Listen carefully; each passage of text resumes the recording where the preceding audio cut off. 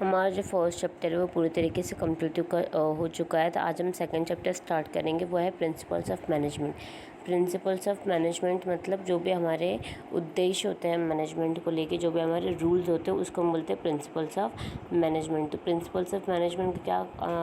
हम यहाँ से स्टार्ट करेंगे। Principles of management the concept, ठीक है। तो मैनेजरल प्रिंसिपल का एक ब्रॉड अबाउट जनरल गाइडलाइन होती है डिसीजन मेकिंग और बिहेवियर के लिए, जिसकी वजह से ये क्या करता है, ये प्रिंसिपल्स ऑफ मैनेजमेंट को डिस्टिंग्विश करता है एक प्योर साइंस के फॉर्म में, जहाँ पर जितने भी मैनेजमेंट के प्रिंसिपल्स होते हैं वो एक रिजिड प्रिंसिपल्स होते हैं, प्योर साइंस होते हैं। और जितने भी जो प्रिंसिपल्स होते हैं वो ह्यूमन बिहेवियर के साथ क्या करते हैं, डील करते हैं। और ये क्रिएटिवली अप्लाई होते हैं डिमांड्स, जो भी हमारी सिचुएशंस होती है उसके डिमांड्स पे। ह्यूमन बिहेवियर जो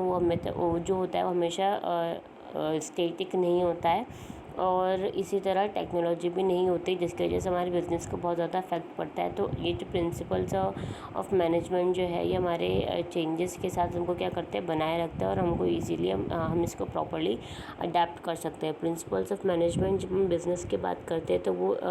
प्रिंसिपल्स ऑफ मैनेजमेंट को इसलिए अप्लाई किया जाता है क्योंकि टाइमली मैनेजमेंट के लिए हमें सारी चीज़ों को देख के चलना पड़ता है, और ह्यूमन बिहेवियर के हिसाब से, ह्यूमन के नेचर के हिसाब से, ह्यूमन की कैपेबिलिटी, ह्यूमन की स्ट्रेंथ, उन सारी चीज़ों के हिसाब से हम उन लोगों को क्या करते हैं, टास्क को असाइन करते हैं, और सारी चीज़ों उसमें अवेयरनेस को हम क्या करते हैं, स्प्रेड करते हैं, ठीक है। नेक्स्ट हमारा कि नेचर और प्रिंसिपल्स ऑफ मैनेजमेंट, ठीक है। तो नेचर का मतलब क्या होता है, उसकी क्वालिटी और उसके कैरेक्टरिस्टिक्स, जितनी भी उसके जनरल प्रपोजिशंस होते हैं वो सारी चीज़ें जो भी एक सर्टेन कंडीशन को प्रेजेंट करने में एप्लीकेबल होते हैं, ठीक है। तो ये सारी चीज़ें, तो ये एक बेसिस ऑफ ऑब्जर्वेशन होता है, एक्सपेरिमेंटेशन होता है, प्लस पर्सन एक्सपीरियंस होते हैं मैनेजर्स के, जो कि डिराइव करता है कि आप कितनी इफेक्टिवली एक्सप्लेनिंग और कितना आप प्रेडिक्ट कर सकते हो मैनेजरल बिहेवियर को,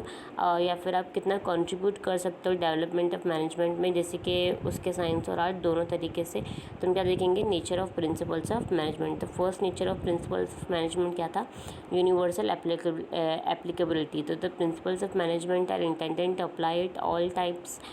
to all types of organization, business as well as non-business, small as well, large public sector as well as public sector, ठीक है। तो यूनिवर्सल एप्लीकेबिलिटी मतलब ये पूरे देश के लिए एप्लीकेबल होता है। ये जो नेचर रहता है प्रिंसिपल ऑफ मैनेजमेंट का, चाहे आपका बिज़नेस हो या फिर आपका बिज़नेस नहीं हो, चाहे फिर आपका बिज़नेस स्मॉल हो या बड़ा हो, या फिर पब्लिक सेक्टर की बात करें, प्राइवेट सेक्टर की बात कर लो, मैन्युफैक्चरिंग की बात कर लो, या फिर सर्विस सेक्टर की बात कर लो। हाउएवर ये जो सारी चीज़ें होती है ये पूरी यूनिवर्सली हम सारी चीज़ों को एप्लीकेबल कर सकते हैं, ताकि हमारा जो ऑर्गेनाइजेशन का नेचर है, जो बिज़नेस एक्टिविटी है, उसके जो स्केल के ऑपरेशन हम उसको इजीली परफॉर्म कर सकते हो, जो भी हमारा टास्क है उसको प्रॉपर्ली अचीव कर सके। नेक्स्ट था हमारा जनरल गाइडलाइंस। तो प्रिंसिपल्स क्या होता है, एक जनरल गाइडलाइंस होती है जो हम लोगों को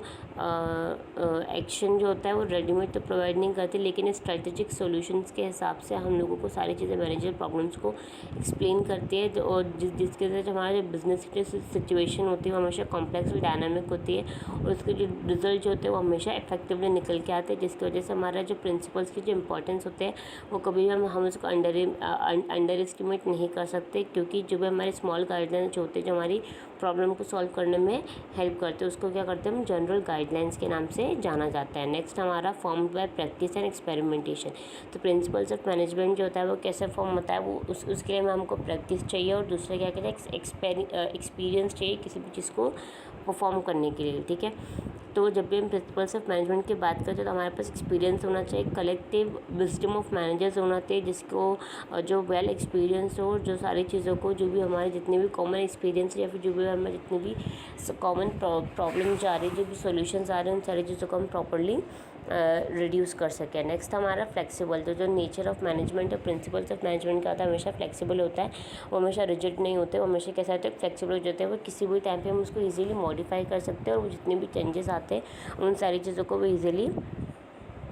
अडेप्ट कर सकते हैं। नेक्स्ट हमारा मेनली बिहेवियरल। तो मैनेजमेंट ऑफ प्रिंसिपल्स क्या होता है, ये मेनली बिहेवियरल होता है, मतलब ये ह्यूमन के बिहेवियर को, एम्प्लॉय के बिहेवियर को, मैनेजमेंट के बिहेवियर को जज करता है, और उनके अकॉर्डिंग उनको काम करने के लिए क्या करता है, उनके अकॉर्डिंग उनको काम करने के लिए बहुत सारी चीज़ें फेनोमेनन को या फिर बहुत सारे रूल्स को एप्लीकेबल करता है, या फिर हम बोल सकते हैं कि प्लानिंग, ऑर्गेनाइजिंग, ये सारी चीज़ों को क्या करता है और ज़्यादा से ज़्यादा इसको डेवलप करता है। नेक्स्ट हमारा कॉज एंड इफेक्ट रिलेशनशिप। तो हमारा जो होता है कॉज और इफेक्ट रिलेशनशिप होता है, जिसकी वजह से हमारा जो रिलेशन बनता है कॉज और इफेक्ट की वजह से, वो डिफरेंट सिचुएशंस में लार्ज नंबर ऑफ केसेस पे हम उसको यूज़ कर सकते हैं, जहाँ पे हमें पर्टिकुलर प्रिंसिपल के बारे में अप्लाई करना होता है पर्टिकुलर सिचुएशन में, जहाँ पे हमें पता चल सकता है कि यहाँ पे अगर ये प्रॉब्लम आ रही है तो किस वजह से आ रही है, और अगर इस प्रॉब्लम को हमें सॉल्व करना है तो हम कौन सा वाला प्रिंसिपल अप्लाई करके इन सारी चीज़ों को सॉल्व कर सकते हैं। ठीक है, नेक्स्ट टॉपिक में हम पढ़ेंगे importance of principles of management, significance of principles of management.